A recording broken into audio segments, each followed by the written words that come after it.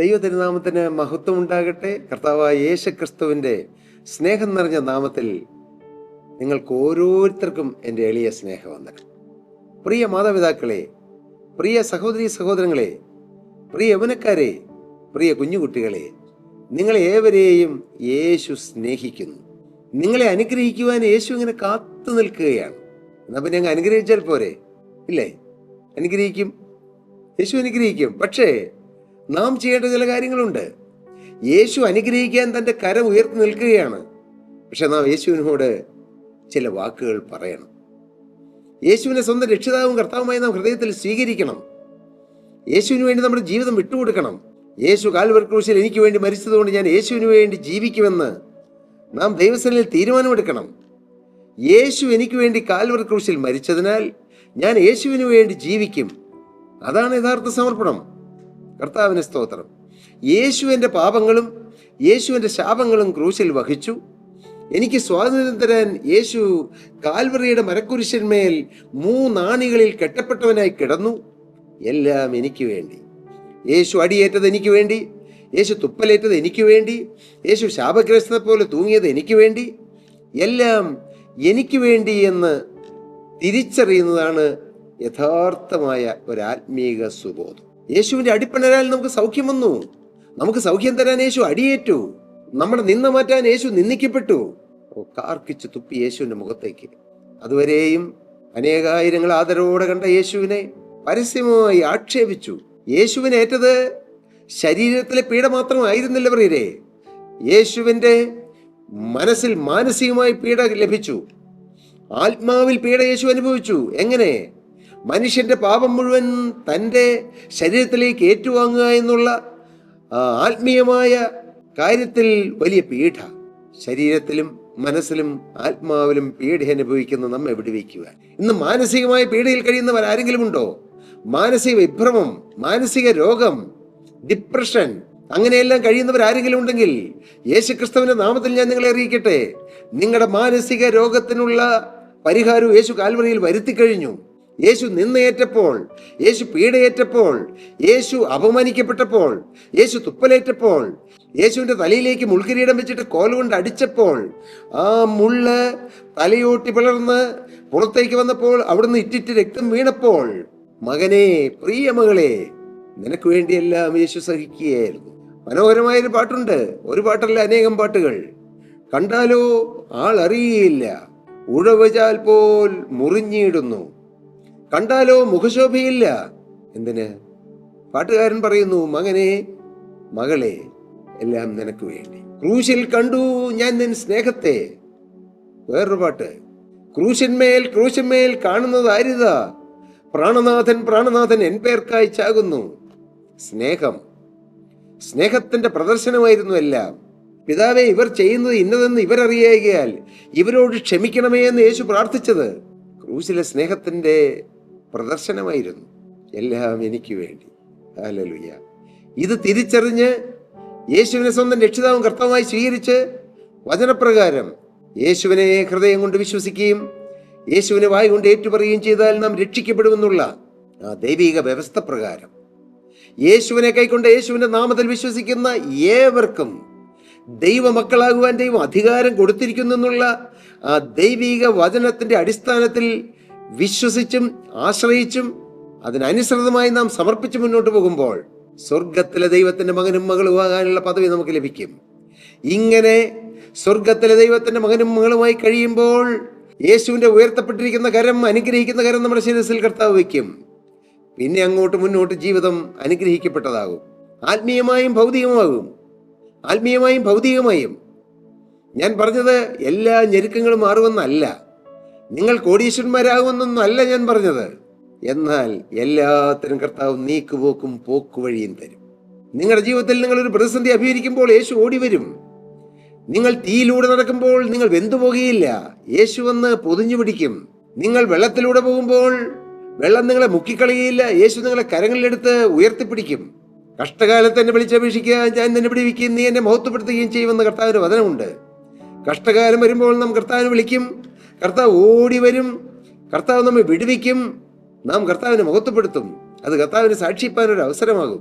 ഇങ്ങനെ നോക്കിയാൽ എന്തെല്ലാമാണ് കർത്താവ് നമുക്ക് വേണ്ടി പ്രൊവൈഡ് ചെയ്തിരിക്കുന്നത്, കർത്താവ് നമുക്ക് വേണ്ടി കരുതിയിരിക്കുന്നത്. ഇതൊന്നും തിരിച്ചറിയാതെ മാന്യ യുവാവേ, പ്രിയ സഹോദരി, നിരാശയിൽപ്പെട്ട് നിന്റെ സ്വന്തം ജീവിതത്തിലെ കുറവുകളിലേക്കും ബലഹീനതകളിലേക്കും പോരായ്മകളിലേക്കും കുറവുകളിലേക്കും ജീവിതത്തിലെ തകർച്ചകളിലേക്കും നോക്കി നിരാശപ്പെട്ട് കഴിയുകയാണോ? ആത്മഹത്യയെക്കുറിച്ച് ചിന്തിച്ച് കഴിയുകയാണോ? നിങ്ങൾ മരിക്കേണ്ട പ്രിയരെ, നിങ്ങൾ ആത്മഹത്യ ചെയ്യേണ്ട. ആത്മഹത്യ ഒരു പ്രശ്നത്തിനും പരിഹാരമല്ല.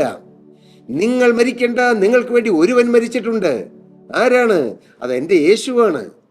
യേശു, നിങ്ങളുടെ യേശു എന്ന് പറയുവാൻ തക്കവണ്ണം നിങ്ങൾ ഓരോരുത്തർ അനുഭവം പ്രാപിക്കണം. എന്നിട്ട് പ്രാർത്ഥിച്ചു നോക്ക്. കർത്താവ് നീക്കുപോക്ക് തരും. ഉറപ്പാണ്, സത്യമാണ്. ഓ ഹല്ലേലൂയ. ബാലസിംഹങ്ങൾ ഇര കിട്ടാതെ വിശന്നിരിക്കും.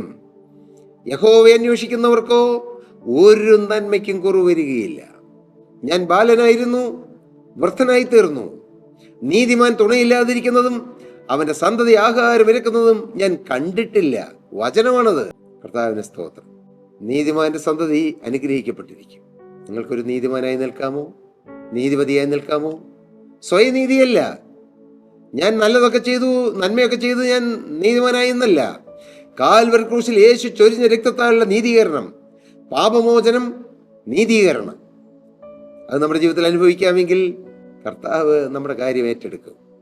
നമ്മുടെ മാത്രമല്ല, നമ്മുടെ കുടുംബത്തിൻ്റെ, നമ്മുടെ കുഞ്ഞുങ്ങളുടെ, നമ്മുടെ ഭാര്യയുടെ, നമ്മുടെ മാതാപിതാക്കളുടെ, നമ്മുടെ സഹോദരങ്ങളുടെ, നമ്മുടെ സ്ഥാപനത്തിൻ്റെ, നമ്മുടെ ജോലിയുടെ, നമ്മുടെ ദൈവവേലയുടെ കാര്യം എല്ലാം കർത്താവ് ഏറ്റെടുത്തുള്ളൂ. സത്യമാണിത്. അനുഭവത്തിൻ്റെ പിൻബലത്തിൽ നിന്നുകൊണ്ടാണ് ഞാൻ ഈ വാക്കുകളെല്ലാം നിങ്ങളുമായി പങ്കുവയ്ക്കുന്നത്. എൻ്റെ ഹൃദയത്തിൽ എൻ്റെ യേശുവിനോടുള്ള നന്ദി. എൻ്റെ യേശു എന്നെ സഹായിച്ചത്, എൻ്റെ യേശു എന്നെ സംരക്ഷിച്ചത്, യേശു എന്നെ കരങ്ങളിൽ താങ്ങിയത്. യേശു ഓരോ ജംഗ്ഷനിൽ വന്നപ്പോഴും എങ്ങോട്ട് പോകേണ്ടു, എന്ത് ചെയ്യേണ്ടു എന്നോർത്ത് പകച്ചു നിന്ന സമയങ്ങളിൽ ഓടി വന്ന് വലങ്കരം തന്ന് ശരിയായ പാതയിലൂടെ നയിച്ചത്.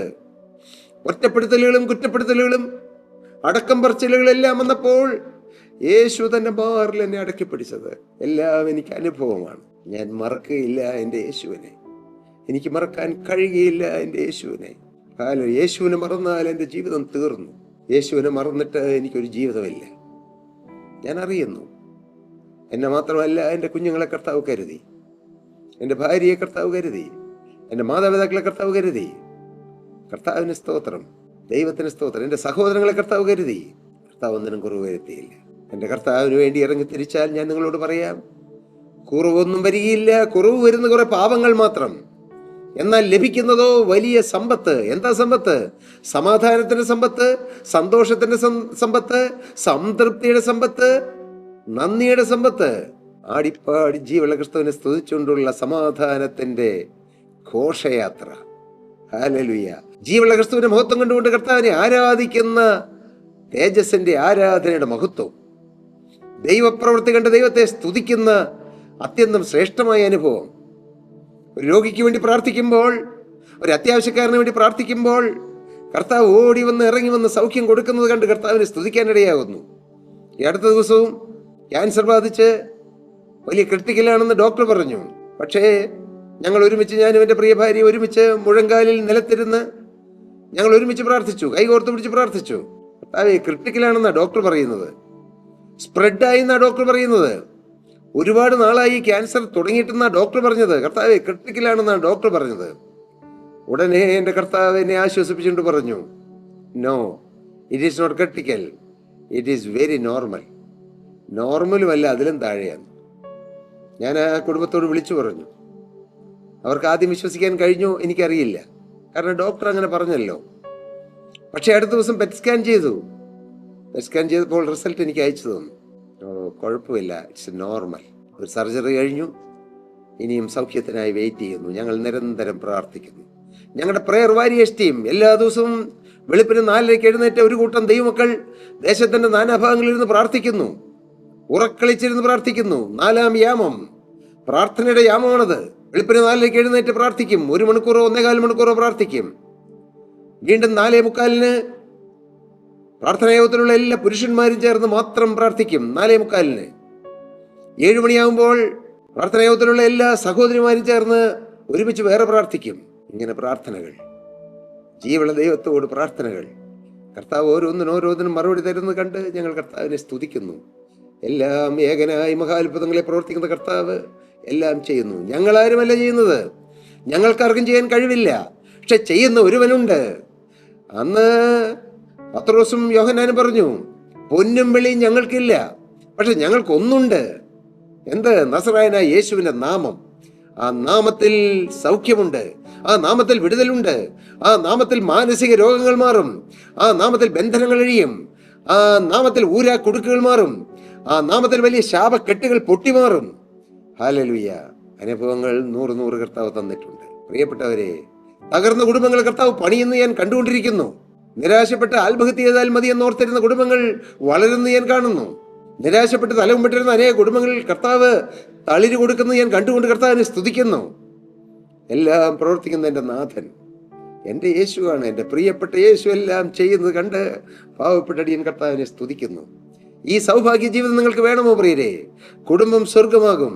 നമ്മുടെ വ്യക്തി ജീവിതം സമാധാനം കൊണ്ട് നിറയും. എപ്പോഴും കർത്താവിനെ സ്തുതിക്കുന്ന ഭാഗ്യകരമായ അവസ്ഥയിലേക്ക് ദൈവം നമ്മെ നടത്തും. ആ ഭാഗ്യ പദവി ഇതൊരു വെറും ചിന്തയല്ല, വാക്കുകളല്ല. നിങ്ങൾക്ക് ഈ അനുഭവം കർത്താവ് തരും. നിങ്ങൾ എഴുന്നേറ്റ് ഒരിക്കൽ പറയാൻ ഇടയാകും. അതിനുള്ള ആ ഭാഗ്യ പദവി നിങ്ങൾക്ക് വേണമോ? മറ്റൊന്നും ചെയ്യേണ്ട, യേശുവിൻ്റെ കരങ്ങളിലേക്ക് കൊടുക്കൂ. നിങ്ങളുടെ തൊട്ടരികത്ത് വന്ന് നിൽക്കുന്ന യേശുവിൻ്റെ ആണിപ്പെടുതൽ കരങ്ങളിലേക്ക് നിങ്ങളുടെ ജീവിതം കൊടുക്കൂ. യൗവനക്കാര കൊടുക്കൂ, മാന്യ യുവാവെ കൊടുക്കൂ, പ്രിയ സഹോദരി കൊടുക്കൂ, പ്രിയ മാതാവേ പിതാവേ കൊടുക്കൂ. യേശുവിൻ്റെ കരങ്ങളിലേക്ക് ജീവിതം കൊടുക്കൂ. നിങ്ങളുടെ ജീവിതം ധന്യമാകും, നിങ്ങളുടെ ജീവിതം അനുഗ്രഹിക്കപ്പെടും.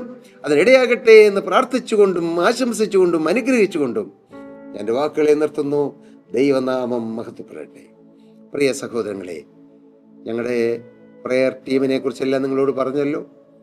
നിങ്ങൾക്ക് പ്രാർത്ഥനാ സഹായം ആവശ്യമുണ്ടെങ്കിൽ താഴെ കാണുന്ന നമ്പറിൽ ഞങ്ങളുമായി കോൺടാക്റ്റ് ചെയ്യുക. തീർച്ചയായും ഞങ്ങൾ നിങ്ങൾക്ക് വേണ്ടി പ്രാർത്ഥിക്കും. കർത്താവ് എല്ലാവരെയും അനുഗ്രഹിക്കട്ടെ. ദൈവനാമം മഹത്വപ്പെടട്ടെ. സ്തോത്രം.